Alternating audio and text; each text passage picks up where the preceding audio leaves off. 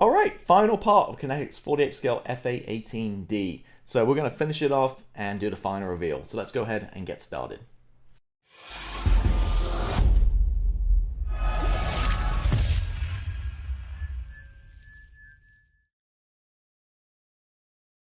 Alrighty, so we're back and we're on the final stretch on this one, and it's looking really good. Hope you agree. It's weathered up, and the main fuselage is done from last week, and yeah.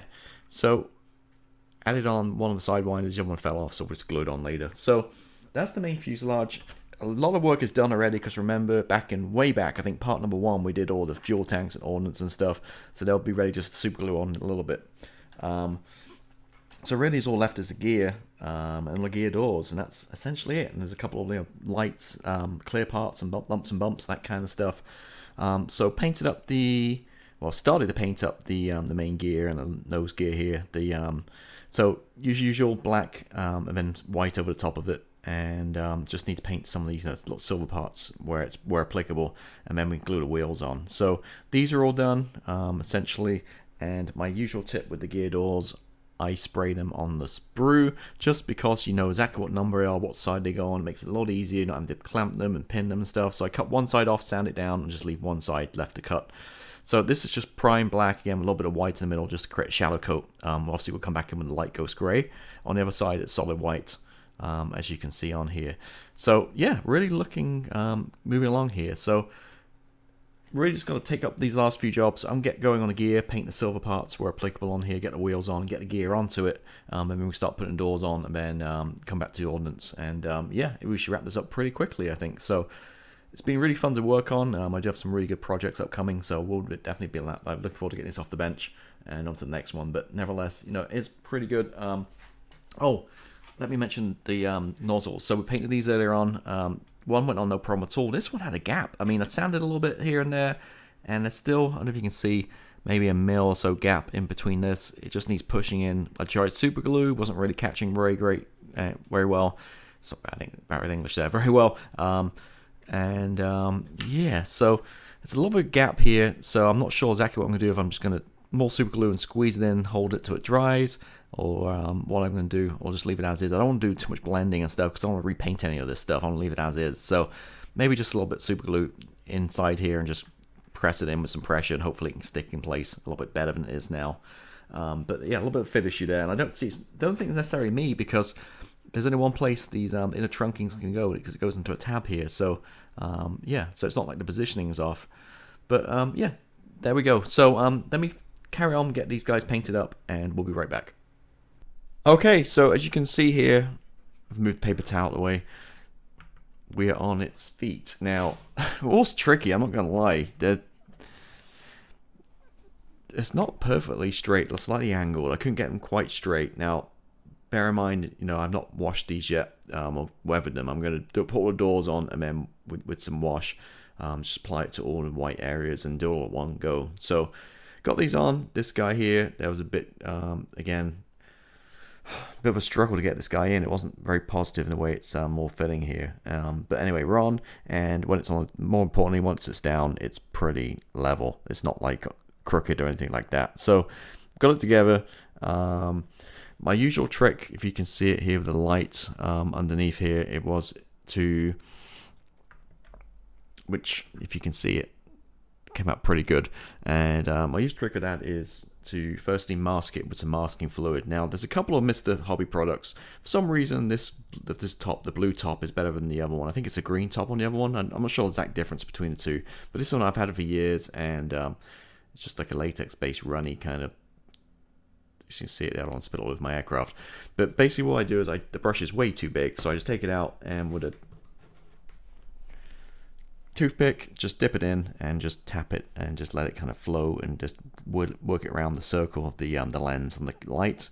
Let it dry. I'm not sure the exact drying time on this, maybe at least an hour probably. I think it changes more like a translucent color once it's dry. And then I spray the whole light area with silver, because that's going to be a reflection behind it. Then I come on with the gray, the white over the top.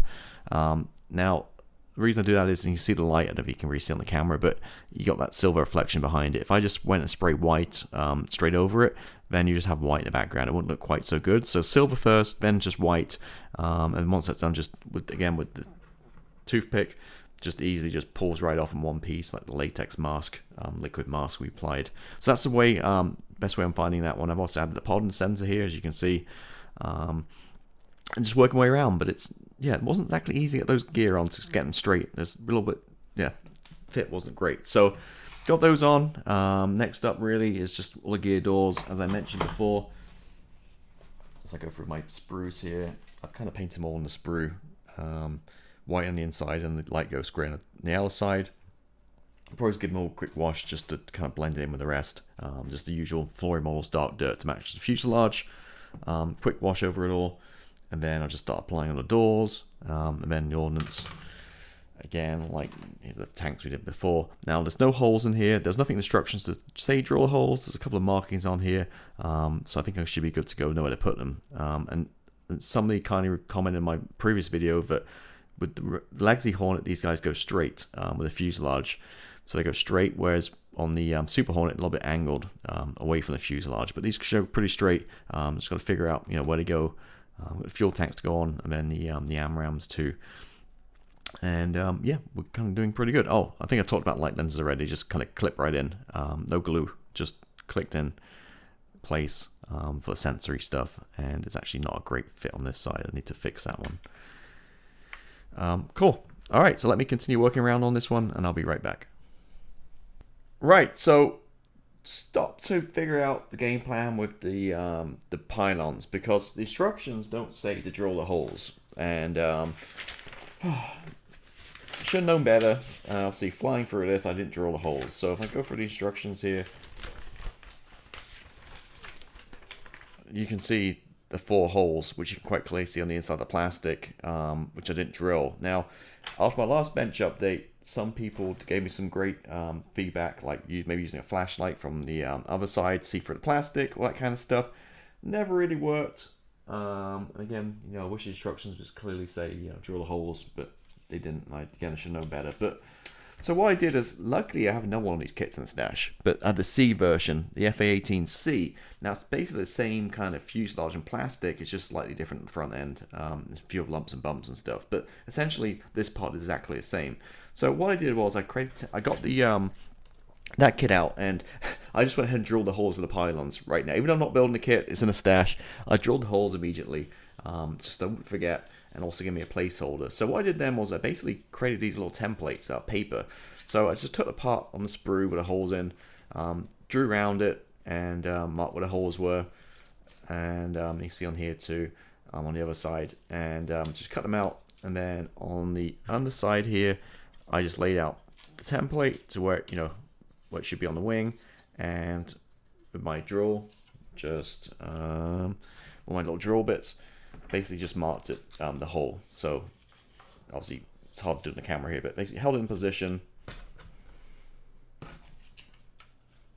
whatever it may be, and with the little drill bit, just drill in the holes, marked them, took this off, and then just drill the holes out carefully. It's quite easy. There's 2 bits of plastic, so when you go for the first layer, the underside, there's noticeable feeling in the drill bit, so you're not going to go through to the top.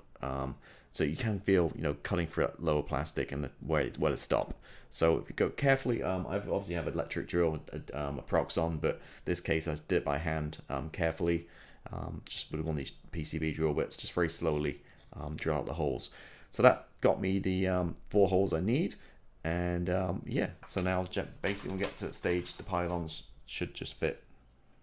Some glue obviously as well, should just click right into the holes, and we have them in a perfect position. So that was my get out jail free card. So fortunately, like I said, I have another kit, so just made these templates and got me the holes where I wanted them to be. Alright, so I've got all the stuff on here, and it's funny because I got a lot of extra doors, and I think maybe that's because there's different versions out of this kit, right? You got the C, and I think you got the A plus, so they give me all different doors. So I did paint up and go for the whole rigmarole of about 10 extra doors. I'm exaggerating, probably about 6 extra doors. So anyway, we've got more glued on, and looking good. I've got the fuel tanks on again. Oh, this guy's a little, might need a little bit of glue. But basically anything on here at this point painted, I use this Loctite super glue. I like this because it's cheap from the hardware store. I think it's like $3.99, and it's kind of like a gel, so it's not super runny. Because one thing with super glue, you know, if you get that super runny like water stuff, it goes all over the place and sticks stuff. It gets messy. This bit I like, the gel, and doesn't affect the painted parts. Whereas if you're using like the extra thin stuff, you know, with painted parts, it doesn't go too well generally, and it messes your paint up and stuff. So now I've got it all in place. I'm just going to carefully go ahead and just weather this up real quick to kind of tie it on and match it. So all we're going to do is take another one of these like little plastic lids I've got, and as before, exactly the same as we did in part number 5, I think, the weathering. Or was it part number 6? Whatever the weathering part was. Actually, I think it's last week, right? Pylon, neat oils, and this is Starship Filth, which is a really nice kind of grimy color. Now, this time around, before, remember, we just applied it neatly. We just got a brush and we applied it neatly. This time around, we're going to make a wash. So same stuff. You see how much I put in there? Barely anything. Like a tiny little bit, because we don't need much at all here. We want a nice thin wash. And with my pipette, I'm just going to add enamel thinners. And drop in a brush. And with my brush, I'm just going to mix it up. And actually, I got pretty lucky. I think right off the bat, I got a really nice blend. As you can see there, it's really thin. Transparent, translucent, whatever word you want to use. And that's the way I want it, because I don't want a thick wash. I just want to pick out some details. So all I'm going to do is just kind of load up here, and you can see because it's very thin, it's just going to flow everywhere. And in all these kind of cables back here and various parts, I'm just kind of dabbing it into the side of the doors. On the gear here, again, it's going to grime it up a little bit because it's sparkling white, and it's not going to be white in real life, right? So everywhere, just going to go crazy, and a little bit inside the wheels here. And again, we're doing a nice thin wash, so it's going to evaporate away and leave just the detail we want behind. Okay, a little bit more in there. We've got a nose bay, and I got a little bit, and you see a little bit drip down the side of the fuselage here. Well, that's just adds weathering, so I'm not going to even wipe it away or leave it anything. I'm just going to leave it as is. For me, that's just perfect bit of weathering. We could even add a little bit more here and there if we wanted to. Oh, talking of which, while I'm down here, this plastic part, remember I said it wasn't fitting right? I turned it around the other way and it fit perfectly. So just make sure you get it the right way, I guess. If it doesn't quite click in place, again, no glue needed. But it didn't quite click in place when just, flip it around, and it just went perfectly in the other spot. So let me kind of turn this around so I can see the other side again.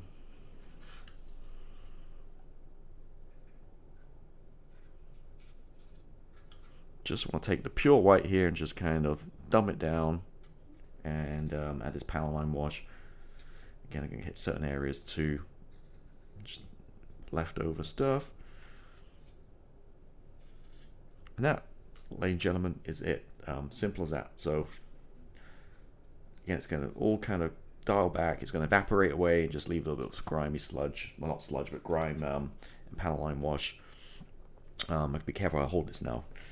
And you can kind of see there how we're looking. Those wires and stuff just makes it a little bit prominent. Now I didn't add a wash to this guy, so I'm just going to add any leftover on here onto the pod. Again, just a simple pound line wash, and a little bit where the photo etch paints come away. I'm just going to add a little bit to the chaff dispensers here.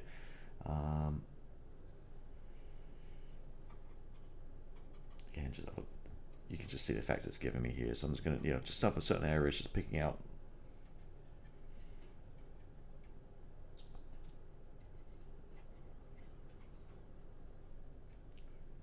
On the underside here, not being able to see any of it because it's on the underside. Maybe a little bit from the intake, so it'll be a little bit grimy.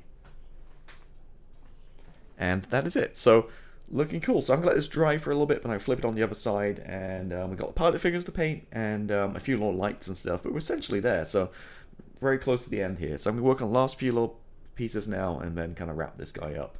And I forgot to mention earlier, but as always, I'm using this, the Tamiya Enamel X20. Sorry, X20 is the acrylic. This is enamel, has a blue top, and it's X20. Right, so we've got the lights in, blue on this side, I've an orange on this side, and on the back too. Now the instructions say red. I went with clear orange instead, and as I mentioned before, I spray all the clear parts silver on the back end, and then just with some Tamiya clear orange and blue, just color those lights in, and then just glue them in place with some PVA glue. Did that, added the angle attack sensors, which are on the front here. Now we're getting very fragile and tricky to hold. Also added the arrestor hook on the back. There's no decal for that one. I just painted it the fuselage color and glued it on, and a couple of lumps and bumps. Now you can see we got the pilot in place. I just really want to see how he looks. I don't have the second guy yet. As I mentioned before, well, I do have him, but this is way too small. So they send me a replacement. So I'm waiting for that one to come, and then once I've got both, I can paint them at the same time. So I'm using the same colors, obviously, for the flight suits and stuff. But he's looking pretty good. It fits in there pretty well. As you can see, we've had a little bit of surgery there. We had to cut off just below the knees. Not that you can see any of that at all, but he wouldn't have fit in the seat otherwise. So just chomped him off at the knees. The legs went flying across the table somewhere, so I'm sure we'll find him later in date. But now he actually sits in the seat and fits pretty nicely. And I did try with your canopy, and the canopy does still fit, and he's in the seat, and looking very good in proportions, that kind of stuff. Now, to note, I did paint the frame up and tried, for the canopy, and looked, obviously got pilot figures in here and stuff, and see how it fits. And it's not quite fitting that great. It's definitely catching on something, and it's just not fitting, with the canopy on. With the canopy on like this, it's flush, no gap. It looks really good. With this, it's creating a little bit of a fit issue. So I'm just going to not bother including the frame. Now, I know some of you are like, oh, but it's 48 scale. You're not really going to see it. It's going to be inside the canopy. You can be focused on the figures. So rather have the figures repainted really well without this framing on the inside. Again, you're not really going to see a ton of it. I just don't think it's going to fit very well. It's catching, and it's not a good fit. Back here somewhere needs to be taken care of, I guess. But at this point, I'm just going to go about the framing and just do it like that. So we are essentially done minus the pilot. So, well, I've got to paint obviously the front of the nose silver, just the very tip here. And then when my other pilot arrives, we'll cut his legs off, and like that, it'll fit in the back seat. Hopefully same scale. I'll try the canopy again. Yeah, we're going to fit, no problem at all. So get these guys painted up, and then we'll be back for the final reveal. Okay, we're done, and yeah, as always, what an enjoyable build. So it wasn't without its problems, but let me give you a quick kind of show. As always, at this stage, it's really tricky to kind of figure out what to hold the thing. I think it's probably better just to hold it here, actually maybe down here. So here she is. Obviously, you can't see too much right now. Got the redope figures in, but as always, I will clip in a little snippet from outside in the sunlight. We can see this guy a little bit better than what I'm holding right here. So out the box, Kinetic 48 scale A-18D. Now it's the it's like forward air control / reconnaissance marine jet, 2-seat, obviously being a D.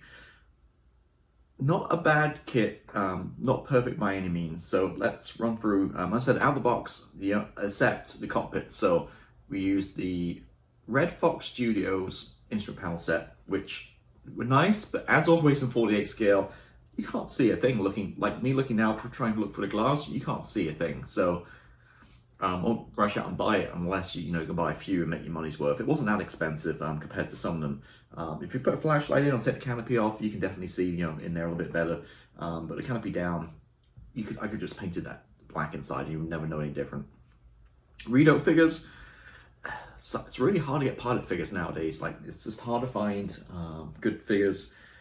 Meng do include them in their kits, which is kind of nice, and they have some pretty good ones. Tamiya has some decent ones in the F-35, but or one singular, should I say. But Redope do them. I've had some issues in the past with some sizing, and this case too. I've got two figures, the front and back, and the guy in the back was definitely 20%, if not more, smaller than the guy in the front. So reached out to Redope, fair play, they fixed it and sent me a replacement, which was the same size. But if you have any Redope figures out there, just check the sizing, and if it's not right, go back to them and get the basic replacement, is what I suggest. Other than that, it's out the box. Mars set, Flying Lemonix for the canopy. Not that you're reading a canopy Mars set for this, it's kind of lazy because it's, it's not like a World War II bomber full of glass. It's just, it's pretty easy to mask yourself. You don't necessarily need that. Plus, there's always a Flying Lemonix that doesn't fit. It's too short by a few mil. And it's designed for this kit, so I have to make some adjustments. There is a Mars set out. There's a few people reached out to me and said there's a Mars set for this, so you can flip Tiger Stripes. I don't think it's needed. I used the decals, as you can see, and for me, you know, it turned out good. I mean, went down nicely and no real problems at all, really. Cartograph, I think they are. So yeah, I wouldn't necessarily. I think it might be more complicated to get the mast and just, you know, plenty of wiggle room, put a gloss coat down. You can move these around and plenty of time to get in position, and really no problem with it. So obviously, the main thing is the tiger stripes. Looks beautiful, love it, but a few letdowns. So you don't have tiger stripes for the fuel tanks, which it should have in real life. Now, like you guys know, if you follow through the series, I reached out to Kinetic, and they said, hey, you know, we know, but we ran out of space on decal sheet. So there we go. So didn't get any decals for the tanks. As you can see, I just used a generic Bengals and didn't even attempt to hand paint any kind of tiger stripes. It would look crap. So if I did it, so it's left it as is. Just weathered them up. Again, not really gonna sit from this angle. What else? I think maybe I was missing a decal sheet. It's hard to tell from the instructions, but like I've got like no slime line decals, no color decals, nothing for the cockpit sub, although we did use the 3D instrument from Red Fox. So no slime lines or anything like that I put on here because I didn't have a decal sheet for that. Now I'm wondering if I just missed it or if it didn't have one originally. As we missed decals for the fuel tanks, I'm guessing maybe there wasn't one. I don't know. So definitely lacking some of that kind of aspect. It went together okay. My other one, Kinetic, the A+, went together really well a couple of years ago, but I'm just wondering maybe because I came off the back of a Zukimura BF109 and my last build was the Tamiya F35, which those two kits just fall together with beautiful engineering. So maybe I'm a little spoiled, I don't know, but did need a little bit fettling here and there to get this together. Like, you know, back here on the left burner can, a little bit of a gap. Yeah, around the front end, some filling needed and sanding, but nothing crazy, nothing normal modeling skills cannot accomplish, you know, get it put together. Now, as always, my models are never perfect. It's definitely listing to a little bit to the starboard side. And that's because the gear was a little bit tricky to put on and wasn't very sturdy. So my gear's probably not perfectly straight, so it's slightly off. Not be really noticeable so much on the shelf. If I wanted to, I guess I could take the gear off, use a little plastic card, maybe like a mil shim, and then just kind of build this right side out so it's more level. But that involved me probably knocking doors off and all that kind of stuff. And at this stage, it is what it is. Figures fine. Obviously the figures we have to chop off at the legs, as pretty much always, just get them in the seats. If you look in here, you can't see anything. You see the knees go down and that's it. You can't see where the legs have been chopped off. It just looks fine. So makes it a little bit easier to get the guys in. As always with my builds too, I don't use every single piece of plastic, right? So the framing for the canopy, the inside of the framing, it just seemed fouling and didn't seem to fit very well, especially with the pilot figures, I thought. So I didn't bother using it. Like, what's the point? The canopy's down. You're not going to really tell so much. So didn't use the canopy framing. And that is essentially it. Yeah, and always, not just Kinetic, but other manufacturers as well, like Hobby Boss and Trumpeter for sure. The missiles are somewhat generic, I think, for multiple kits. So the attachment points and stuff don't line up with the pylons, which is par for the course. That's not necessarily them. It's you know, pretty much a lot of people actually. And again, that's not a big issue with, you know, just a little super glue here and there, and they fit perfectly. But here she is, finished in the books, and yeah, really enjoyed this one. It took a lot longer than I expected because, you know, I started a new job and real life stuff happening. So, you know, I'd normally finish it for a couple of weeks quicker, but yeah, nonetheless, it's done, and yeah, on to the next one. So thank you as always for watching and your support, and stay tuned for the next build, which will start next week. So have a great one. See ya. Bye.